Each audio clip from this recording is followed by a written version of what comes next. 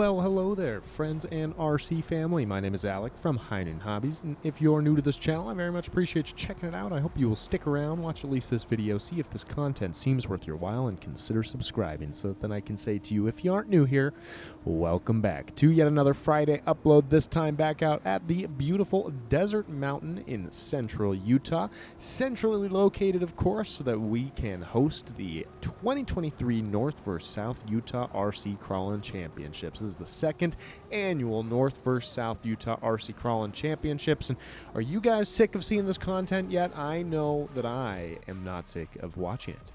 It's an absolutely beautiful area. We had some inclement weather during the weekend, but we also saw some excellent runs. And speaking of excellent runs, we have one more excellent MOA run to watch from the top 5 of the unlimited class for this year.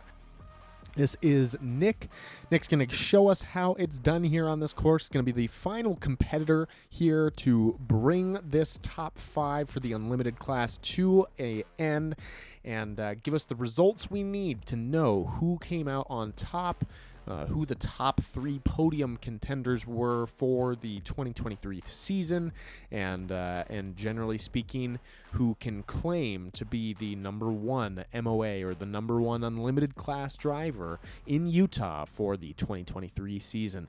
Making quick work of those first couple of gates there, this MOA truck looking very capable. I love seeing kind of the different styling with these MOA trucks. Obviously not anything like a standard, a class 1, class 2 truck, or realistically a real truck, but still really cool styling. I still love watching these MOA trucks do just absolutely incredible stuff. An interesting call on the departure from that previous gate. We saw most competitors make a left-hand turn there out of that third gate, and it seemed to make it a little bit easier. Nick there taking a right-hand turn, having to take a dig and go all the way back around. It took a little bit more time, but I don't know that there's necessarily anything wrong with that. It was still just as clean of a move as we saw from anyone else. Headed through that first bonus, making it look like a piece of cake, almost getting sucked into the V-notch there at the very end, but able to pull it out with a little bit of a dig. And now we're headed into what has become one of the kind of sketchier gates. Really not a difficult gate necessarily, but you can get yourself into a pickle here. Let's see how our competitor does. Looking good coming out the other end. Ooh, and ending up on his lid. This is something that I think a lot of the competitors here have been concerned about. There's really no good way to make it through this gate. Ooh, and we're just getting all sorts of jazzed up. This is a really great recovery method, though. One thing that I've noticed with these MOA rigs is because there's so much tire, typically even if you're on your lid, you still have tire touching the ground. You just need to be able to use it. And because you're upside down, reverses don't count.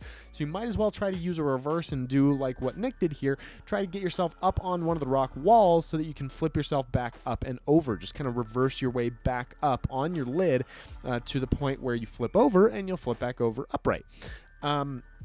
That was just, it's not a good, I mean, it's a good gate in the sense that it creates a lot of variability there, but it is a tough one to get through and be consistent about. Certainly one that competitors, I think, have maybe been taking for granted and coming into it with a lot of confidence to end up with that being the result. Luckily, Nick not having too much of a problem there, working his way up that nasty V-notch. Again, I pointed out that there was a good route out and around, but none of our competitors in this top 5 ended up taking that easier route.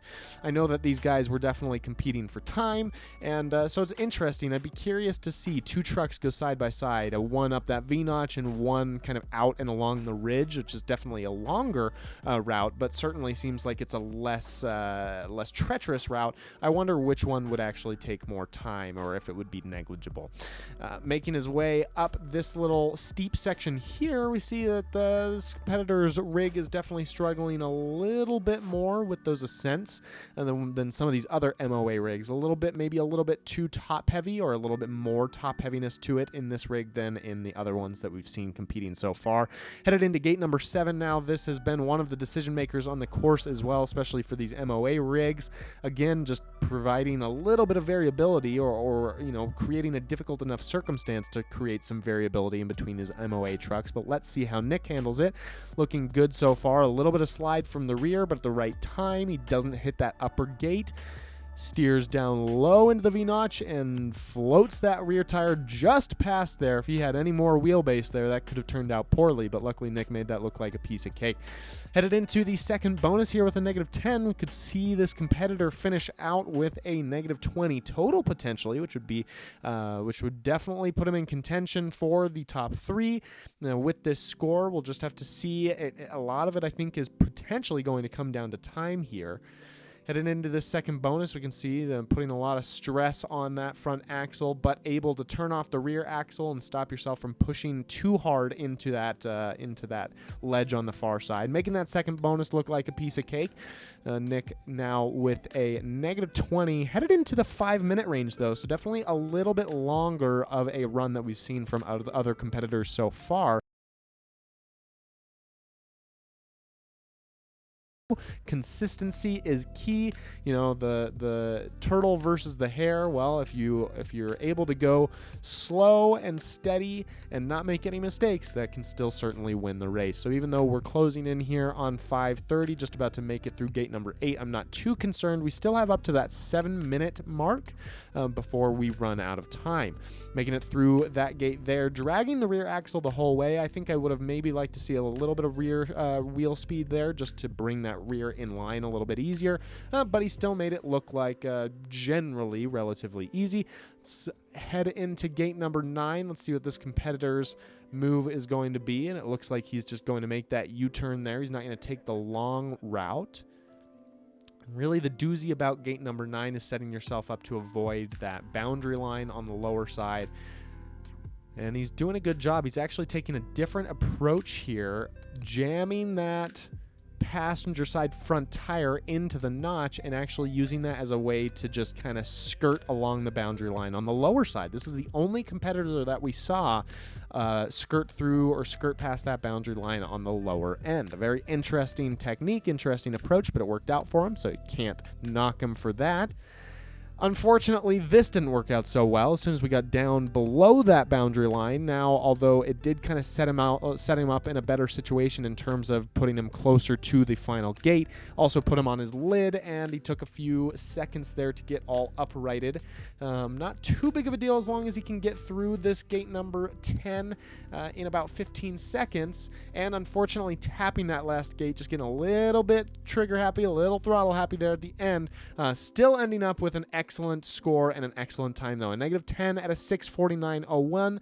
Really, really well done there. Great driving by Nick. I know this competitor is also a little bit new. It seems like most of these MOA drivers we have are a little bit new to the scene, and all of them still did spectacularly. So really, really well done, gentlemen. Thank you, Nick, for letting me watch this run and record it and share it with everyone. I hope that you guys all get to learn something like I did from watching Nick run. If you didn't learn something, I hope you at least enjoyed watching the run.